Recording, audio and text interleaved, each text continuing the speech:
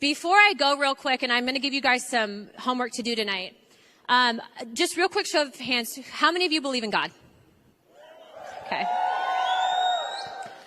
I want you guys to look up on YouTube. There was a story that George Washington would tell, and then it's called George Washington's Vision for America. George Washington, prior to the Revolutionary War, was visited, according to George Washington, by an angel. And he showed him the outcome of the Revolutionary War.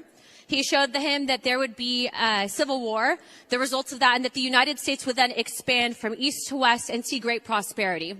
That was Paulina Luna. She's a Republican representative from Florida, and you just saw her speaking at a Turning Point USA event. It must have been from a couple years ago because they referred to her as Congresswoman-elect, but there she was giving her audience members some homework. She wanted them to find and watch some random video she saw on YouTube.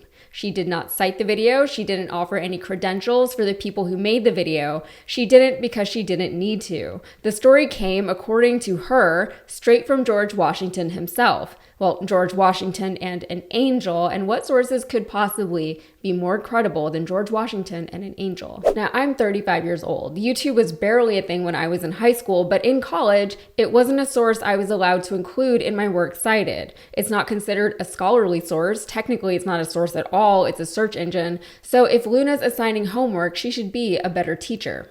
But let's hear more about what she had to say about George Washington's vision. And after that, George Washington saw the last fight that the United States would face. And it would be a red plume of smoke coming from South America, but also coming from the east. Real quick, and just hearing that short information segment, how many of you believe that that red cloud is communism? I believe that too. I believe that we as a nation are seeing an effort to push global communism. I like how she says something crazy and then immediately refers back to that short information segment. Also, when leading a scholarly discussion, it's not a recommended practice to put an idea in your students' minds, i.e., how many of you believe that that red cloud is communism, and then ask if they agree with that idea. You're supposed to help them come to their own conclusions, encourage them to think for themselves, help them to analyze the work, which in this case is an uncited YouTube video made by an uncited and uncredentialed creator. So where did Luna get this information, which she claimed came directly from George Washington, from?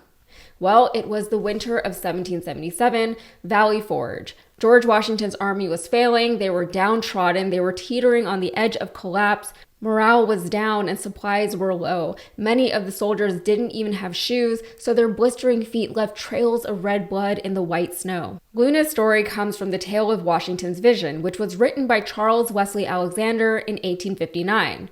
Alexander was working as a journalist in Philadelphia at the time.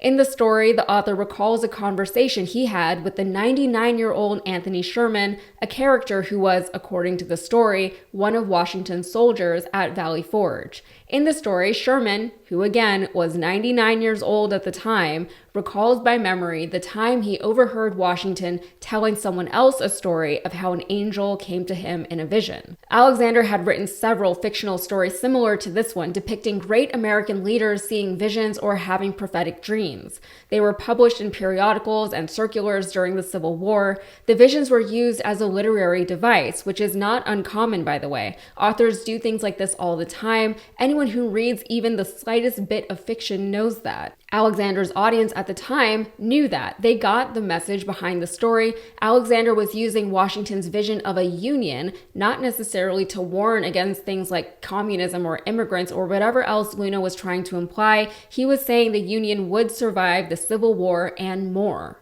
And if we were doing an actual literary analysis of this work, which you can find online if you're interested, by the way, we'd probably start with the fact that the person who is relating the story to the narrator, a 99-year-old who overheard a story that was told to someone else, is obviously and woefully unreliable as a source for anything.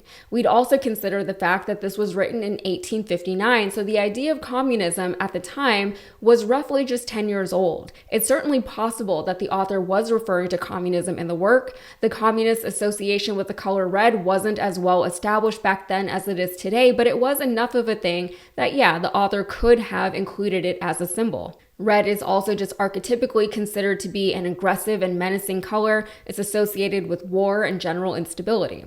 Here is the passage that Luna was referring to, and remember, this is Alexander writing as the narrator who is telling readers what this 99-year-old man told him that Washington told someone else, okay?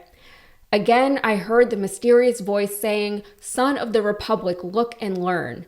At this, the dark, shadowy angel placed a trumpet to his lips and blew 3 distinct blasts, and taking water from the ocean, he sprinkled it on Europe, Asia, and Africa. Then my eyes beheld a fearful scene. From each of these countries arose thick black clouds that were soon joined into one, and throughout this mass there gleamed a dark red light, be which I saw hordes of armed men, who moving with the cloud marched by land and sailed by sea to America, which country was enveloped in the volume of cloud. And I dimly saw these vast armies devastate the whole country and burn the villages, towns, and cities that I had beheld springing up. That was what she was talking about in her Turning Point USA speech. So the author, Charles Wesley Alexander, writing just as the US was going to war with itself, spoke of the past, the Revolutionary War, the present, the Civil War, and the future, presumably the world wars, but unless he himself was visited by a prophetic vision of his own, he could not have known the actual future, not that things played out the way he said they would anyway. In Luna's interpretation, however, that black cloud with a red light wasn't either of the world wars in which the United States did fight against communism from continents abroad. It's still coming up. The world will rise up and join forces against the United States, according to Luna. Our lands will be devastated, but we will rebuild eventually. Most importantly, we'll survive it as a still united nation, and that unity was the whole point of the work, not the fear-mongering that Luna is trying to do now. The context matters. The work was written at a time when the country felt divided. It was divided. This writer from Philadelphia wrote a story of unity to allay fears and remind the American people of their strength. He sought to supplant their fears with hope and patriotism. And this is what our modern day Congresspeople have done with that hopeful work of fiction. Just like read a book, especially if you're planning to run for Congress. All right, that's it for me. If you got anything out of this, please like the video and subscribe to the channel for more. Thanks.